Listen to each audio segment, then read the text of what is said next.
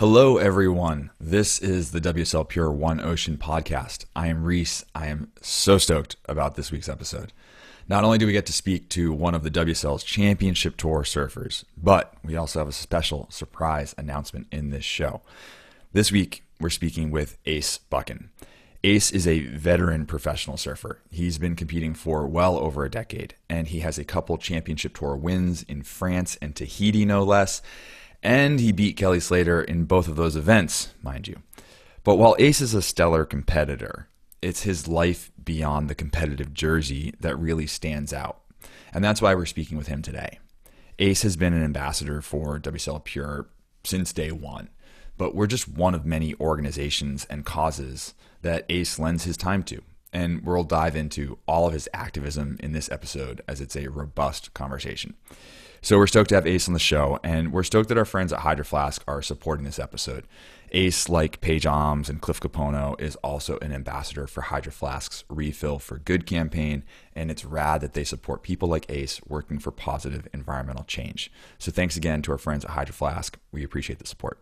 All right, let's get into it with Ace Buchan. Ace, great to reconnect, man. How are you doing? I'm doing really well, thanks, Reese. It's Monday morning here in Avoca. It's cyclonic weather. I've just kind of corralled 4 children out the door to school. And yeah, I'm stoked to be sitting down with you. It kind of feels like we're in the same room and reconnecting on things that we're passionate about. This is as close as reconnecting with friends gets at this point, I guess. So I'll take it. It's good. It's good to see your face. I'm glad all is well. It's definitely been hectic times, but following along on social media, it seems like you're trying to make the most of it and get that quality time with your family. You've got 3 little ones. You mentioned a 4th one. That's Glenn's kid, right? Yeah, that we had a sleepover last night. My eldest daughter Ruby, and Glenn's one of Glenn's 2 daughters, Poppy, are best mates. So. They're off to school this morning. They're in kindergarten. But yeah, I have 3 kids, 2 girls and a young boy, Ruby, Indigo and Harley. So yeah, I think, this time for me, without the, schedule of the tour, which I've been, so used to now for 15 odd years, has allowed me time just to be a dad. It's probably the first year where, surfing hasn't been my overwhelming focus. I think we're chatting offline and yeah, it's just allowed me time to lean into other things. I think when you're competing on the tour, you're always kind of moving towards the next target or the next, goalpost. There's an event to prepare for, there's boards to work on and organize. You're chatting to your coach about kind of setting expectations and themes to focus on. And, look, I think if I was maybe 22, 23 and kind of just starting that journey out, this time would be a little more difficult. But I think for me now, in my mid-30s with a young family, it's really refreshing to have the ability to step back and go, wow, like that's been a wild, hectic ride. And, I've enjoyed every minute of it, but I'm able to jump off, before I maybe do 1 or 2 more laps and just kind of take stock and, look my kids and my wife in the eye and kind of rediscover my backyard. We travel 9 or 10 months of the year and I've done some really cool stuff at home that I just haven't had the time to do over the last 10 years. So that's been really fun.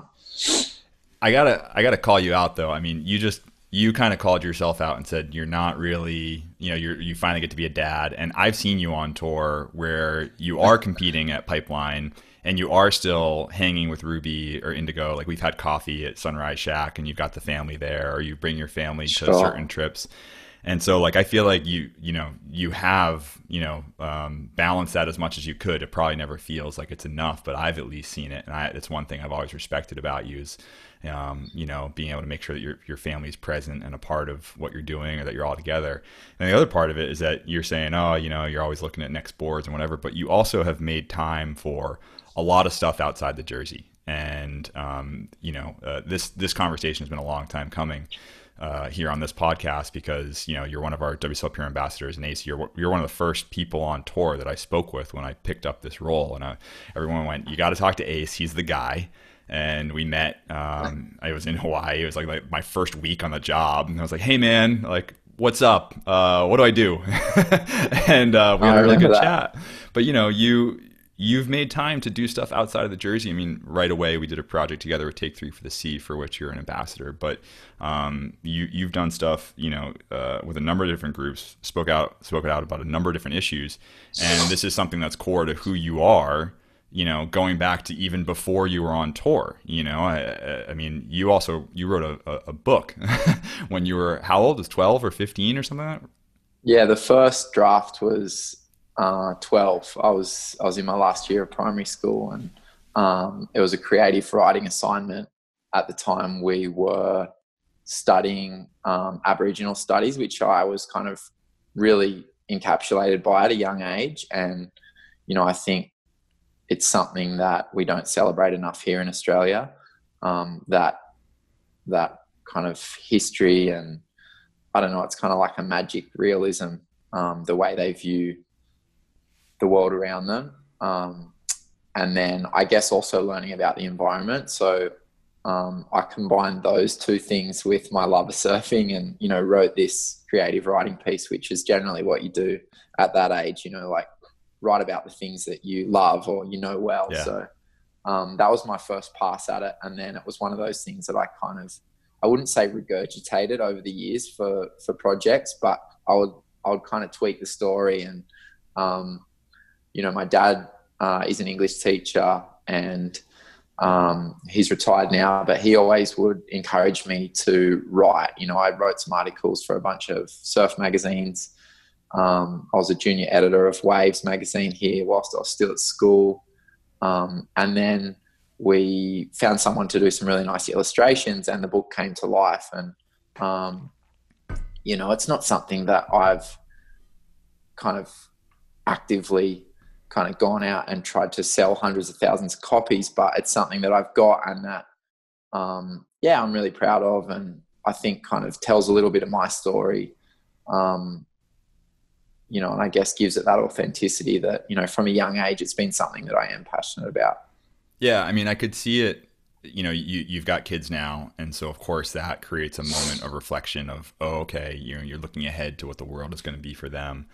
And that's super important. But, you know, you've got this long history of speaking out about things, but I do also feel like in just a few short years that I've known you, you've been increasingly speaking out about these issues.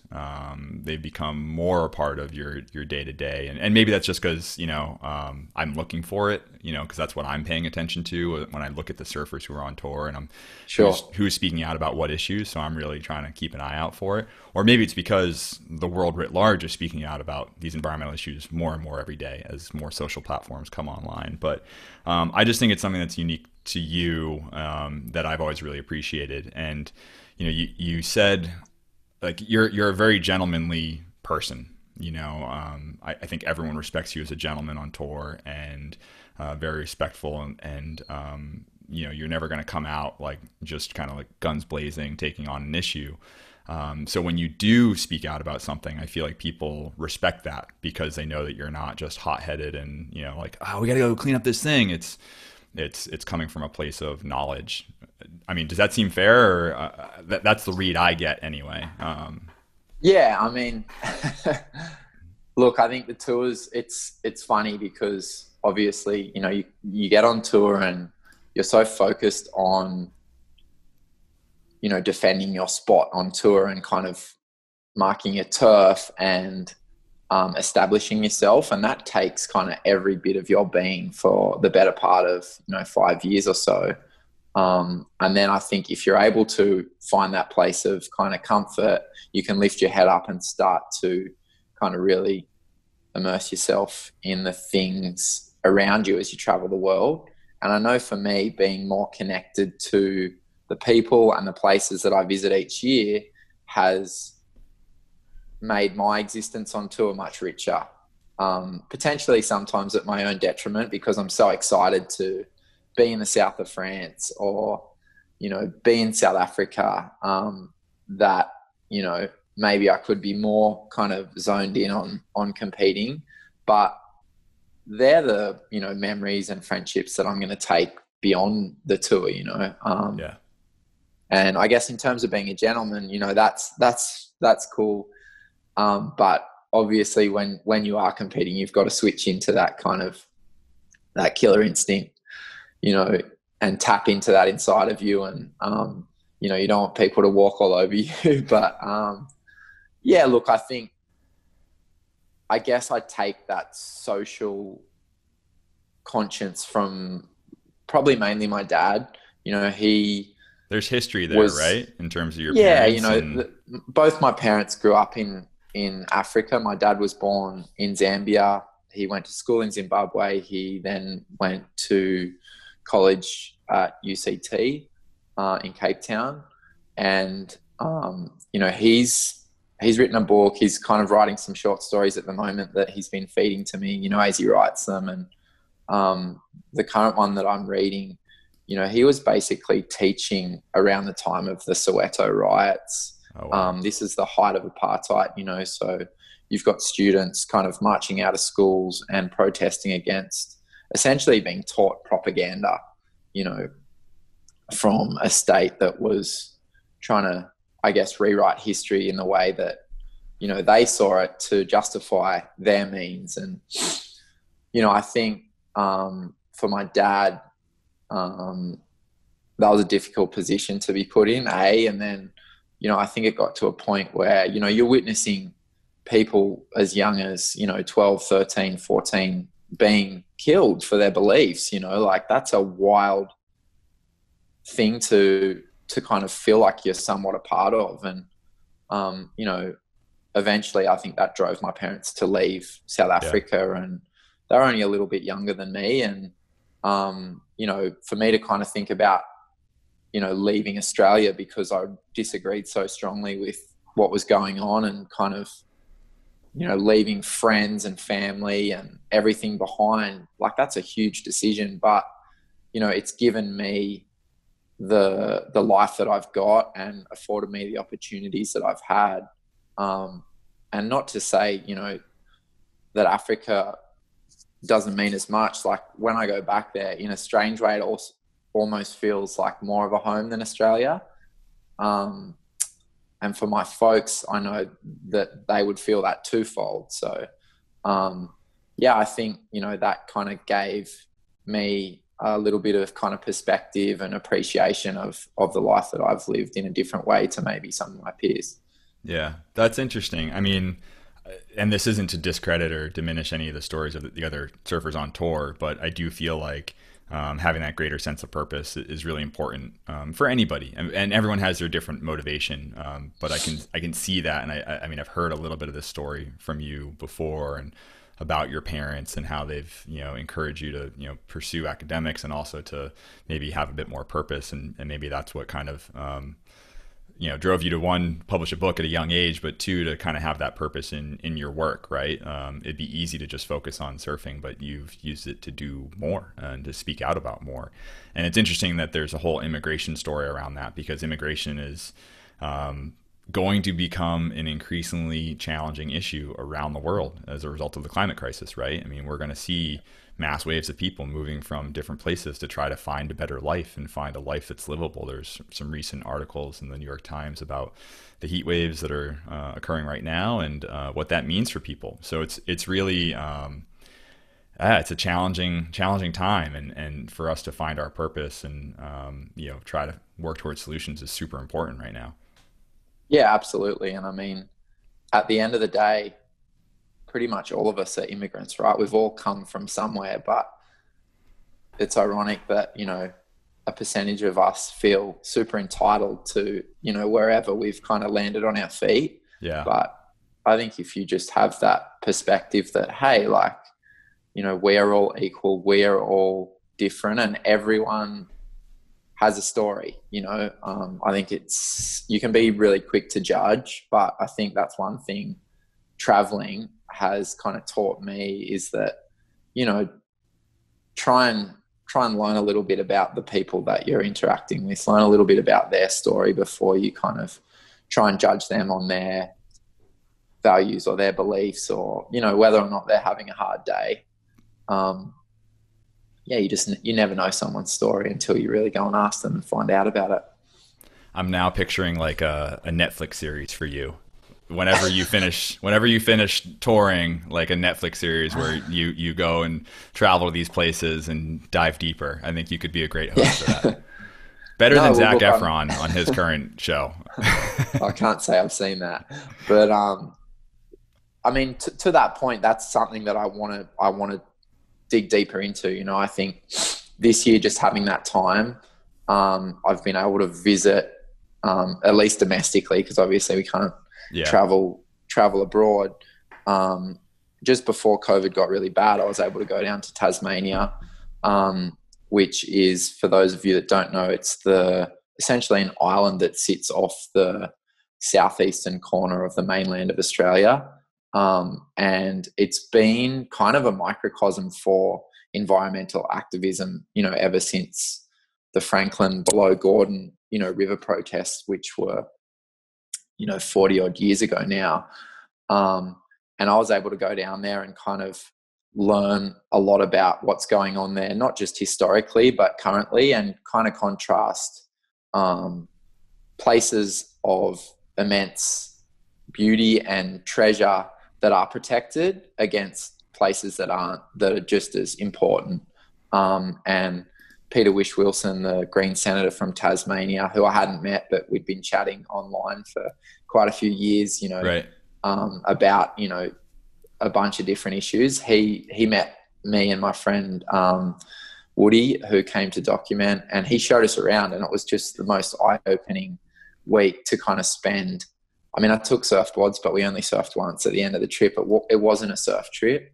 And yeah, it just taught me a lot about the current state of affairs and how interconnected everything is. And yeah, I want to do more of that. Yeah. I'm glad you brought that up, that we had that on the podcast, episode 16. You were a host of an episode. Our roles have reversed. That's but right. we gave you the mic and you got to, you know, how did I do? You did fantastic, Ace. I don't know if you know, but I stole one of your questions and I've been using it almost every episode since then. I did. That's great. Happy for you to do that. But yeah, I'm sharing in the screen now for people watching. You know, this is a shot of you down in the Tarkine. I'm glad you brought it up. Maybe, do you want to quickly touch on what is going on presently there and why it is an issue and why that matters? I mean, you as a surfer, to go take time out of your schedule away from the water and to touch on a forestry issue is kind of interesting in and of itself. Why is this place so special, and what is so unique about it, and what is the threat? Yeah, so the Tarkine is a tract of cool temperate rainforest that has links back to Gondwana land, you know, when the earth was, you know, a bigger landmass or all interconnected. So it's millions of years old. It's one of the biggest carbon sinks we have in the Southern Hemisphere. It's home to a bunch of super endangered species. The giant wedge-tailed eagle, there's huge freshwater crayfish or lobsters, an amazing array of like micro kind of fauna and flora, and you know, not to mention these huge trees that are, you know, hundreds of years old. And for me, the reason the Tarkine struck a chord was because last summer, as you know, anyone who is aware of current events would be aware of, you know, Australia endured the worst bushfires probably ever in the modern age. And, you know, we lost hundreds of thousands of hectares of forests, of wildlife. People lost homes, people lost their lives. And then kind of against that backdrop, here's this area of important, you know, environmental significance that they are not just like logging, just kind of clear felling it, like just firebombing it. And then it's replaced with, you know, monoculture. So you lose the biodiversity. Right. forever. And I just thought, this is just madness, and I'd always wanted to go to Tasmania because of that kind of, historical significance environmentally that we spoke about. And I'd wanted to go and spend time with Peter Wish-Wilson because he's this guy who loves surfing, who's on the front lines, politically standing up for all these things that are important to me as well. So it just kind of felt like this strange intersection of a bunch of different things. And I was just like, fuck it, I'm going. Like, I booked a ticket, which is hard for me to do. It's holiday time and, I got 3 kids, but I guess as a surfer, or an athlete, you can align yourselves with all of these causes, but a lot of the times that's done remotely. You're using your platform to kind of be an activist. You're not on the front lines. And I just kind of really want to be able to do things that are tangible and have an impact. And I thought, if I can go down there and kind of document the experience and share that, maybe it'll have a bigger impact. And, I think watching other people who are in my position do that, like someone like David Pocock, who, is a great Australian rugby player who has been kind of tremendously active in that space. He's a big inspiration to me. There's plenty of other people who are doing that. And I just think, just being able to align yourselves to things that are real and going there and kind of getting your hands dirty means a lot more. I distinctly remember there was a conversation we had, I guess, in Bali, where you were like, just the sense of urgency that I felt from you, that you wanted to go do more. Like, you literally wanted to get out there and get your hands dirty.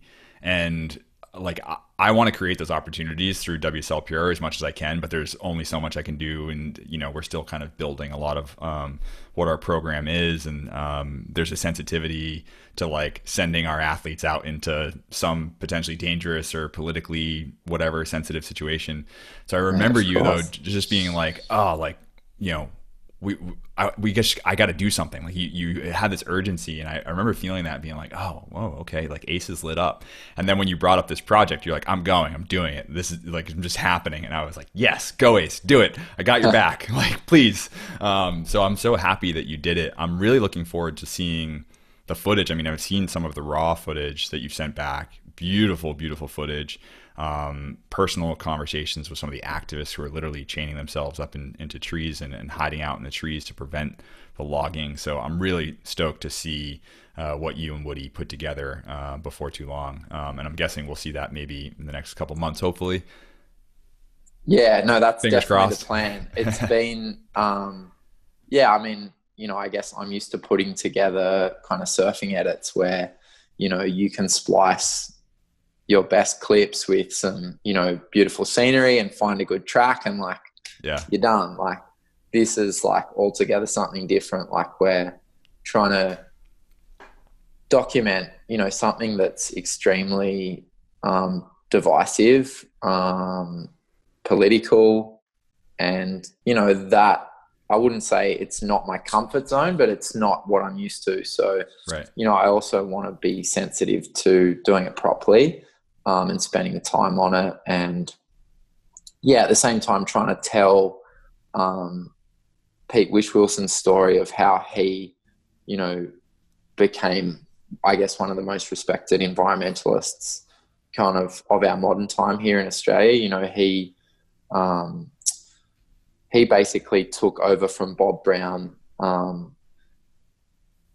in his seat in the Australian government. So and it's Bob Brown, for the non-Australian listeners, Bob Brown is a former politician who was a well-known Green Party, right? And now has Bob Brown Foundation. I would kind of say Bob's the godfather of Australian environmentalism. Yeah. He was hugely active in not just Tasmania, but, Australia in general throughout the 70s, 80s and 90s. And he now has a foundation that aligns itself with issues like the Tarkine. So, like complex stuff, but like super interesting and good fun. Yeah, I think it's awesome. I'm like, the more you do, the more stoked I am to get behind it. And I wonder, does it cause challenges for brands for you? I mean, like as a surfer, you know, we kind of mentioned the political divisiveness, and I think at one point you even said like there's no time to sit on the fence anymore. You know, you kind of came out, and I think it was in the podcast episode 16, you were like, you know, as athletes, sure, we try to, you know, you want to be appealing to a lot of people, but at the end of the day, you want to look back in your career and be proud of what you did and know that you stood for what you believed in. And, you know, you kind of are taking that next step. But that can be a challenge with sponsors who maybe don't want you to go that route. But it does feel at the same time like a lot of the brands are starting to be more outspoken, and they're starting to go, okay, well, you know what? Like, yeah, let's get behind this because that's what our customers expect of us. So I wonder how you've navigated that. And I know specifically we want to get to Hydro Flask, who's one of your sponsors, and they're sponsoring this episode. But I don't know, has it been a challenge to navigate that for you? Yeah, I think, you know, as you mentioned, I think things are changing. I think personally, you know, the longer my career's gone on, you know, I want to be able to not just be remembered for kind of competitive achievements, but also having a positive influence on, you know, people who, I guess, whether they look up to me or they just follow me, you know, and I think, as you mentioned, aligning yourself with, you know, things that can be divisive, like environmental issues.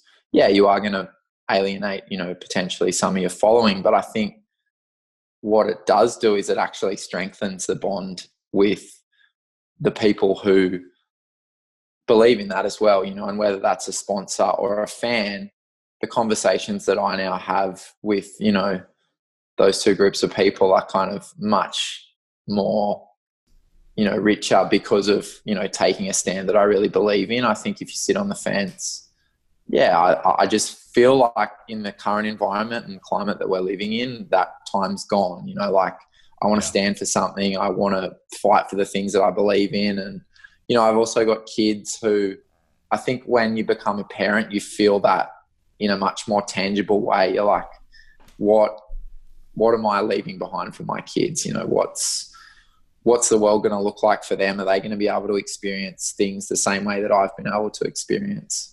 Because, you know, even though, you know, I think we will look back and kind of say, wow, that was a relatively turbulent time, I feel like I've lived a very blessed existence. For sure, man. And that's well said. I'm gonna one of the brands like we're gonna hit on is Hydro. And you know, you mentioned a lot about the different brands that could be seen as divisive or not, or taking a divisive stance. But like one issue, thankfully, is not that political as plastic pollution, because it's like so clearly obvious that it's bad. It's like not only is it just silly to think that this is littering our ocean and it's ending up on our beaches, it's now like potentially being ingested by us, and the times when we're in the ocean or ingesting it through our food and all that. So it's like, okay, we know we have to stop this one, and Hydro makes it easy to do. Their Refill for Good campaign is rad. They're doing a great job of, one, their product inherently is super functional, enables you to skip plastic bottles, but it also, in this campaign, they're advocating to go beyond that and try to, you know, skip the clamshell containers, skip you know, single-use straws, and they've engaged some legit you know, people who are working in the environmental space on plastic to be some of their ambassadors beyond their usual sort of competitive athletes like yourself. So you actually just had a conversation with Dr. Sarah Jean Royer, right? About some of this? I did. Yeah. Yeah, and, you know, I think for me it's really interesting to really kind of dig into some of those issues with someone who's doing that for a living. And obviously, you know, the synergy there for me to align myself with a brand like Hydro Flask is, it's an honor to be able to do that. You know, like I was using their products well before, you know, I became an athlete of theirs. And I mean, actually, funny story, I think I was competing up at the surf ranch, and I went to Starbucks. Horrible coffee, by the way, but it was the only place I could get coffee at the time. I remember this. I remember this post. And I took my Hydro Flask. I had a Hydro Flask, and I was like, "Hi, I'll get a double latte, please. 2/3 full." That's what I order, and handed them my Hydro Flask, and she the lady said, "Oh, I'm sorry, sir, I can't put your coffee in the Hydro Flask." I think it was kind of health and kind of safety regulations, and I was like, okay, sure. Like, so you get it in a single-use cup, and then you pour it straight out of the single-use cup into your own cup, and the single-use goes in the bin. And I just thought, man, like, this is happening millions and millions and millions of times, like every morning. Yeah. Not just in America, but all over the world. And I just kind of posted something like tongue in cheek. I think it was like a letter to like Mr. Starbuck, and yeah, I mean, I guess that's just a lighter take on a quite serious issue, but I guess in light of that, I kind of got talking to the guys at Hydro Flask, and it seemed like quite a natural fit. And I know they've supported that event, the Surf Ranch itself. And I think, in terms of the change that I've seen there, in terms of the amount of single-use plastic, it's been huge. I know you and I have spoken about when you first came on tour, some of the practices that, weren't best in class that WSL were employing at their events to where we are now, where the tour is carbon neutral. We're aiming to leave places in a better state than we found them. And we're also partnering with really great environmental groups at each location to help them do the work that needs to be done in the local community. So, it's come leaps and bounds, and that's thanks to groups like Hydro Flask and people like yourself for really kind of activating on the ground. Thanks, man. I mean, I sit in a lucky position that I get to connect with a lot of different groups and the nonprofits that are doing the work. I like, most of my role is connecting and getting to work with those different groups, whether it's Take 3 for the Sea in Australia or Climate Council down there, or it's back here in the US and Surfrider or Save the Waves, et cetera. There are so many great people who are doing great work. And we're very lucky that we get to work with a lot of those groups. And I think it's awesome how you have not been shy about working with those groups. You've been an ambassador for Take 3 for the Sea. You've also like I said, you were active in the Fight for the Bike campaign. You have been outspoken about the youth climate strikes, and then you recently have been outspoken about the PEP 11 issue, which is a drilling and it's an oil issue, as I understand it. I'm not as familiar with this one yet as I need to be, but I know that it is a proposed drilling off the coast of Australia. Is that correct? Yeah. So PEP 11 basically stands for Petroleum Exploration Permit number 11. And that particular permit sounds really harmless. It's just, we're just going to go explore. That particular permit is a 4,500 square kilometre stretch of ocean that stretches from the northern beaches of Sydney through the Central Coast, where I live, all the way to Newcastle. That just also happens to be Australia's most populous bit of coastline. It's also smack bang in the middle of the whale migration path, which we've just watched. I hear from my kitchen, with the kids, we'd be like in awe just watching whales jump out every morning. So cool. And that particular migration has, over the past, 20 to 30 years, come back so strong because of protection, around whales.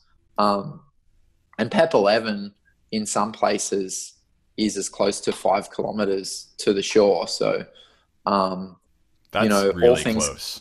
Going well for them, our coastline could, see gas rigs and oil rigs off the coast. So, yeah, I mean, there's obviously some bigger philosophical questions around, extracting natural resources from the earth, of using fossil fuels in a time of climate crisis. And yeah, I guess, you can probably guess where my head is at in terms of those types of things. But yeah, look, I'm also someone who uses energy. I'm someone who drives a car. I'm someone who has a phone. Like, I'm not living out in the sticks with my head in the sand. And I'm also not saying I'm perfect, but I think I want to advocate for better choices and, smart decisions at a time when, yeah, I think we need to be really kind of careful and deliberate about things that we support and things that are going to send us in the right direction. I mean, you'll know as well as me, in America and Australia, we're currently kind of under two governments that are stripping away a lot of environmental protection. So that's tough. But Yeah. I think, you've got to be able to find a way to work within the status quo as best you can.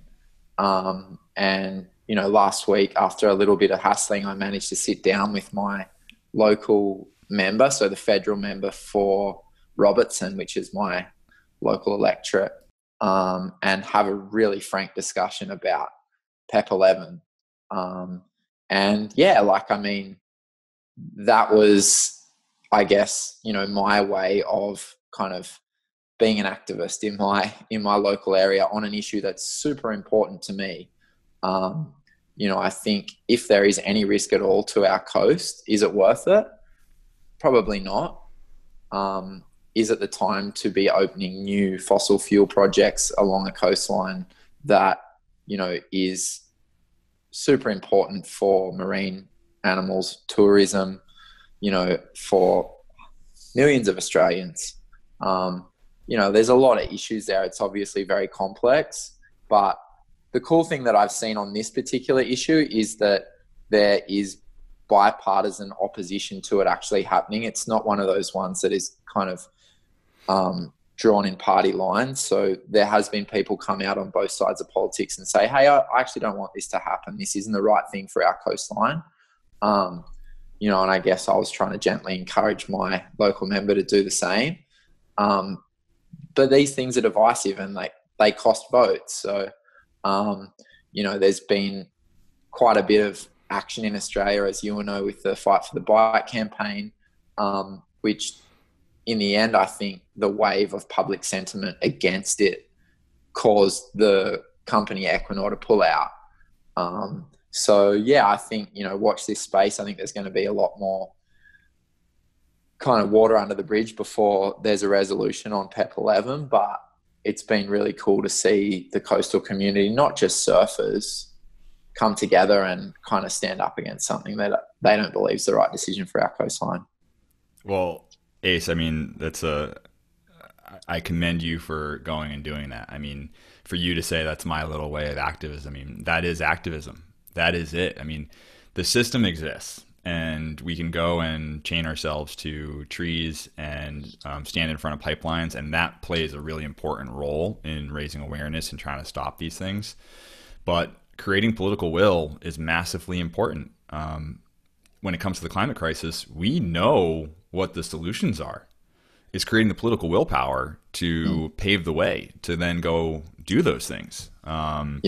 So I really the more you can do that, the better. And in doing that, you probably built a relationship. And now the next time you come back with the next issue and the next issue, I mean, that's really, really powerful. And I'm really lucky, like I said, in this role that I get to work with a lot of different people. And I'd mention my time spent with Lisa Spear of the NRDC and engaging me in the UN treaties for the high seas negotiations, talking about the 30 by 30 target, which is to protect 30% of the ocean by 2030. I mean, I look at all that, and sometimes people say, politicians are all just talking and whatever and blah, blah, blah. But it's so critical that you get the political willpower aligned to pave the way for all this stuff to take off.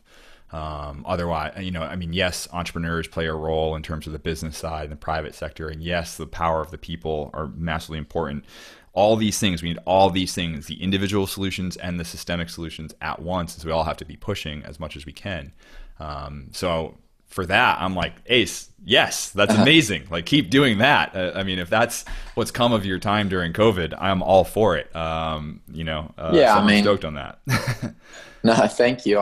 I think the thing that has kind of bummed me out the most over the last probably 2 to 3 years, which I can happily say I think is changing, is just that political kind of sense of apathy from people,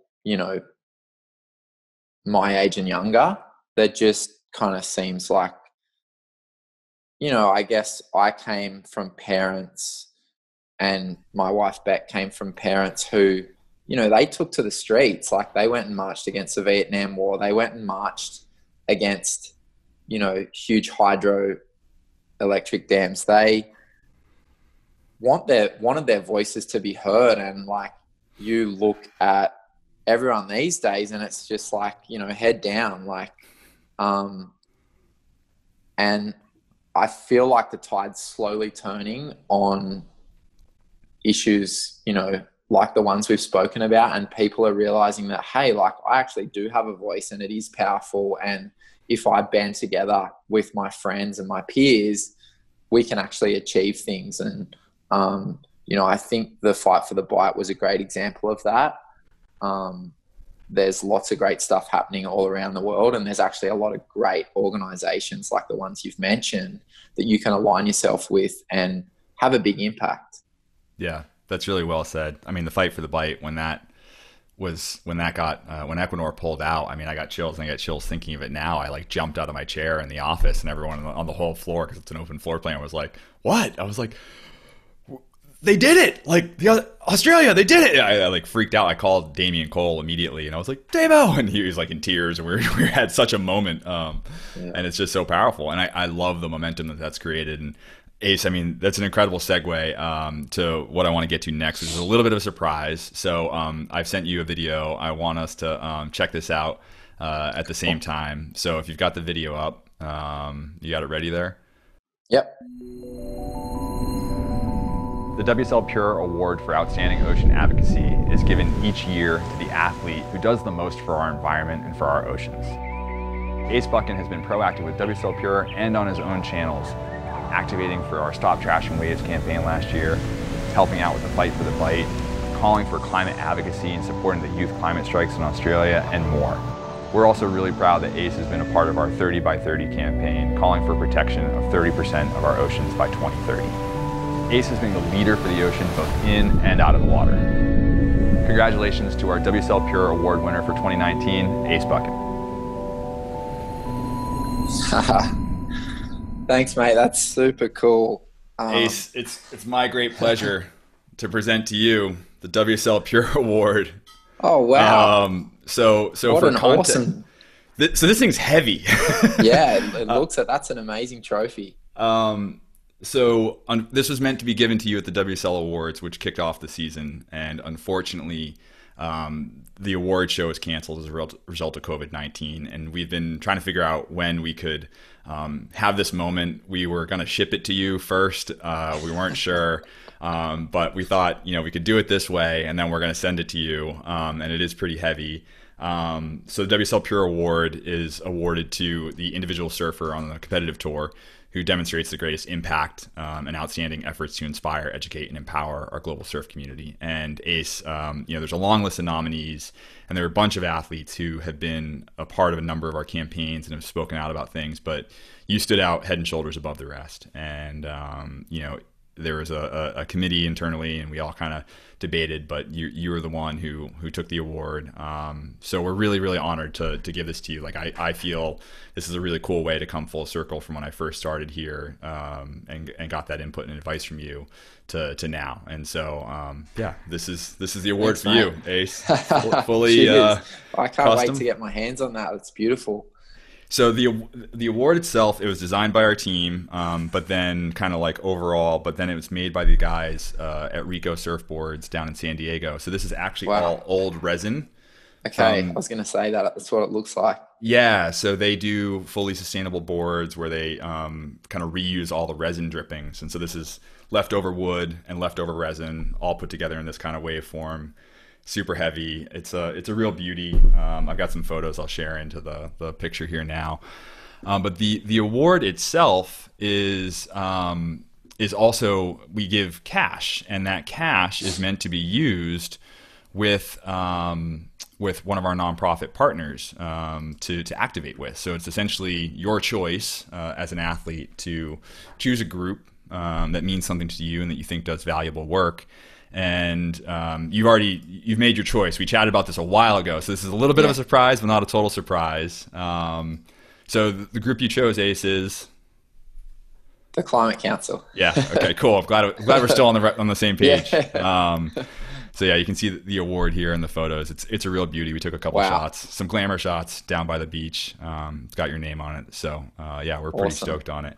But no, Climate mate, Council, that's going to take pride of place, right up there with my spear that I won at Chopu. So yeah, nice, man. Like I said, I think for me, obviously the tour is about, competitive excellence, but I think, there's so much more than that there that's on offer. And yeah, to kind of be recognized for, I guess, spending time on things other than, beating people in the jersey feels really cool. And yeah, I think a big part of that, as we spoke about, is kind of trying to, create a legacy for not just my children, but for the next wave of surfers that come onto the tour, and to show them that, you can use your platform to kind of influence and inspire positively.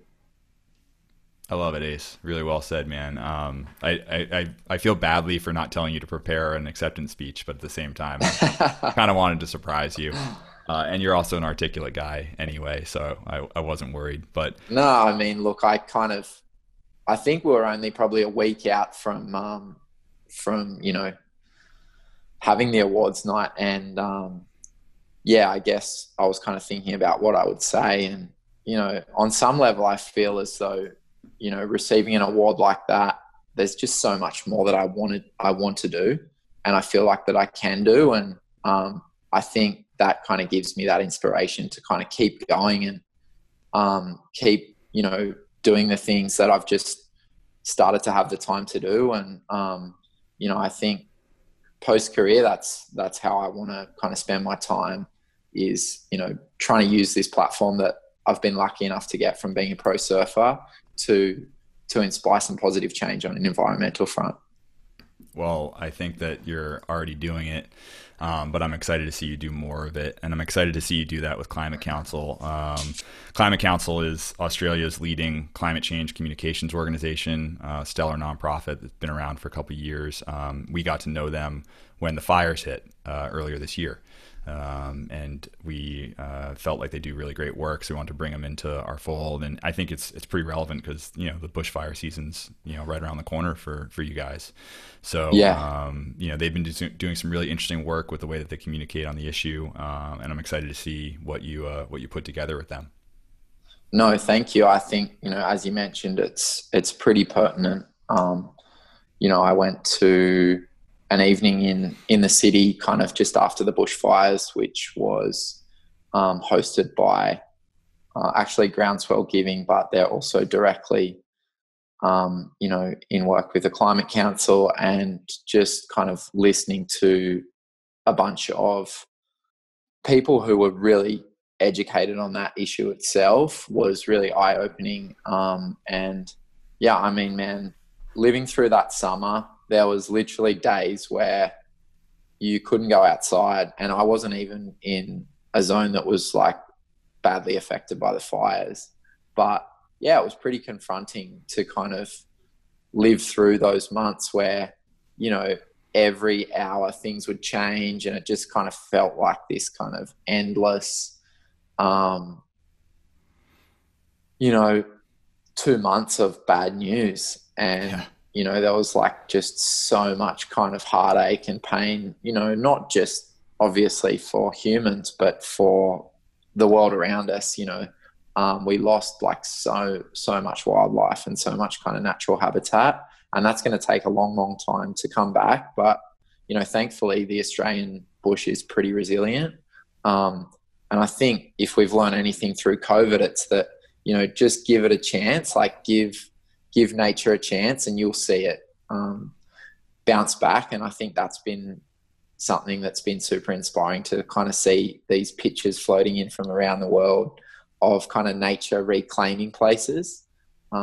So that gives me a lot of hope. Yeah, nature's super resilient, and the ocean particularly, super resilient habitat. And I mean we've talked about this before, and people who listen to the podcast regularly know that I talk about 30 by 30, and if you protect a certain portion of the ocean, that it'll enable the ocean to bounce back. And forest fires are natural. They do happen naturally, and that creates room for new growth and new biodiversity to flourish. But we'd be remiss to not mention that those fires were made worse as a result of the climate crisis, and how imperative it is that we take bold action. That's every nation around the world to do that, whether it's the U.S., Australia, or any of the other places. So I'm stoked to see what you do with Climate Council. I want to be respectful of your time, because I know that at some point kids are going to come home from school or whatever, or you got to get a surf before they do. But I want to get through a couple more questions. One, I would say, what advice do you have for other surfers or other athletes who are sitting in the same position as you, or maybe you're sitting in this position a couple of years ago and are looking at the issues out there and going, do I say something? Do I not? Do I put my name on this thing, or do I not? And how active do I want to be? And what does this mean for my career? Yeah, I mean, I would say, probably educate yourself, having that internal dialogue before you have the conversation publicly has helped me a lot. And I would say do what feels right, and oftentimes I think what feels right is doing the things that are close to you, whether that's activism in your own backyard on issues, like PEP 11 for me, which is happening, directly in front of me, or whether that's, on a national scale in terms of things that are particularly relevant to you and your family. But I would just say kind of trust your gut. Like if it doesn't feel right, usually it isn't right. But yeah, I think what is inspiring is that athletes, are starting to realize that they have this influence beyond their sport.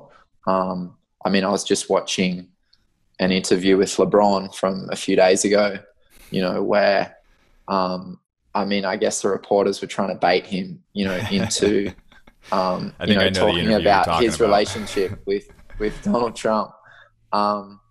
And, he kind of took the high ground, but, I think it's inspiring to see people who have huge platforms, like LeBron does, take a stand and go, you know what, like this is what I think. And like he's definitely going to alienate some of his following, but the people that,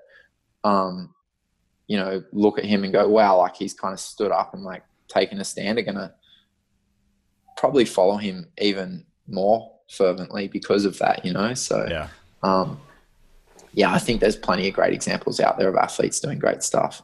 Yeah. I mean, Megan Rapinoe is a great soccer player, football, don't get me wrong, but like, I love her activism. I mean, it is just, hands down amazing. And so it's made me a fan when maybe I wouldn't have been as big a fan prior to that. I was like, cool, great, we're winning. But now I'm like, oh, you're kicking ass and helping change the world. Like, do more of that. Yeah. I'm behind it.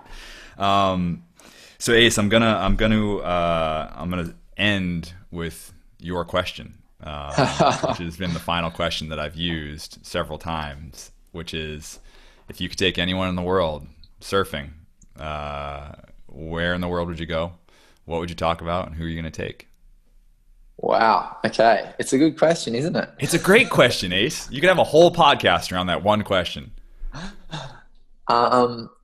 I said I should just give up the podcast. Be like, I'll just let Ace host it from now on. You're doing season 2. How about that? I'd love to do a few more. There's plenty of great people I think we could get on here. Love it. So I think for me, I guess with my family history, the person that I'd love to sit down with would be Nelson Mandela. He had such a big impact on my parents' life.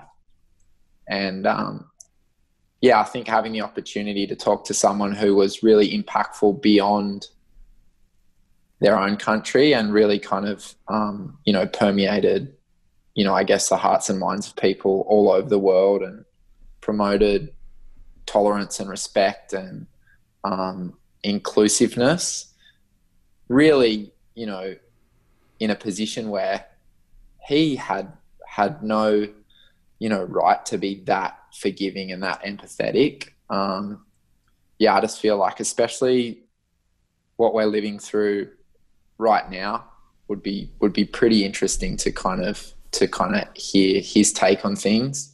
I think it can be a pretty divisive world right now when you kind of, read about what's going on between, COVID and the climate crisis. So, I'd love to take Nelson Mandela to J-Bay and kind of watch the sunrise. And I don't know that I'd get him in the water, but I think that would be pretty special.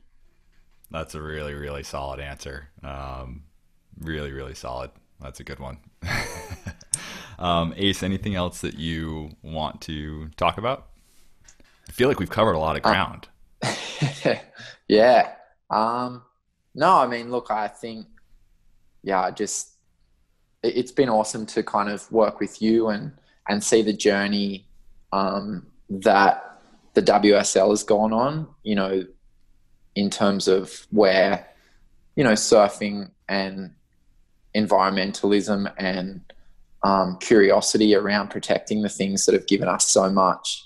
And you've been a part of that for a while. I mean, you were the surfers rep, and I imagine you were on the board, and I imagine had a real voice in pushing things in that direction. At least before I got here, like I got to come in and execute a mission that existed before I was here. So I don't know. I feel like you deserve credit for some of that work of going down that path. Yeah, no, I think, as a surfer, I think, we have a great deal of responsibility to be, custodians of the ocean and of something that, has given us so much. Like, I don't know how many hours I've spent in the water, but I literally run to the waves, like they make me feel so good. And, I don't know how many people run to the tennis court or the golf course or the bus. I mean, they do, but like surfing just has this thing about it, and it just makes us so happy. And, I think to kind of see now that WSL is making a real stand on things that they wouldn't necessarily have to do, whether that's Black Lives Matter or 30 by 30 or, directly partnering with people who are doing great work in all the places that we go to. Yeah, I think that makes me really proud that, we stand for a lot more than competitive surfing. And, I think for me, kind of thinking about my time on tour, I think that's one of the things that I'm kind of proudest of, is just not that achievement on a personal level, but just to have been part of that journey and seeing the tour stand for a lot more than surfing. Well, I thank you for that work that you've done to help push it in that direction, because it is super valuable work, and it's why I get up every day. And man, I just appreciate you. I think a lot of people around the world appreciate you and appreciate what you stand for, and the pros in the league, the fans, and people listening. So thanks, Ace. I appreciate you taking some time and for setting us on this path. It's nice. a real honor. Thank you, mate. I know you kind of put your heart and soul into it, and it isn't always easy, but you don't take no for an answer. And I think the world needs more Reece Pacheco's, certainly. I'm excited to kind of see what, we can do, not just as a team, you and I, but, to see what WSL Pure can do over the next few years. Cheers, buddy. All right. Thanks, Ace. Good to catch up. Cool. Thank you. So there it is. your 2019 WSL Pure Award winner for outstanding ocean advocacy, Ace Buchan. It was a real honor to get to grant this to Ace, and I only wish I could have done it in person, but so it goes. I just love the example that Ace sets for our athletes, for surfers around the world. He is truly a really kind human being. He's a great dad. He's a great, guy on tour. Everyone respects him. Great environmentalist, always gives his time, and we really appreciate it, Ace. So thank you again for joining us and for all you do for the ocean. And we're stoked about Climate Council. They are an amazing organization. I can't wait to see what Ace does with Climate Council. You can find links to both Ace and Climate Council in the show notes. Do check them out. We also have links to PEP 11 if you live in Australia and want to learn more about that project. And I also want to say thanks to our friends at Hydro Flask for supporting this episode. We really appreciate it. Check out their Refill for Good campaign. Really, really simple. Remember, get yourself a good reusable bottle. Makes it really easy to avoid plastic bottles. Ditch the clamshells when you go out for lunch. That's a super simple one. And always skip the single-use straw. You don't need it. All right, you got this. Thank you, Hydro Flask. Hit up hydroflask.com to check out their stuff or find them on social at Hydro Flask. And of course, thank you for listening. We really appreciate it. If you like this episode, do us a huge favor. Throw us a rating or a review on Apple Podcasts. If you got some feedback, hit us up, oneocean at wslpure.org. Find us on social at WSL Pure, and keep in touch. All right, until next time, stay safe, stay healthy, stay connected, stay engaged in the fight, stay resilient, and stay tuned. Thanks.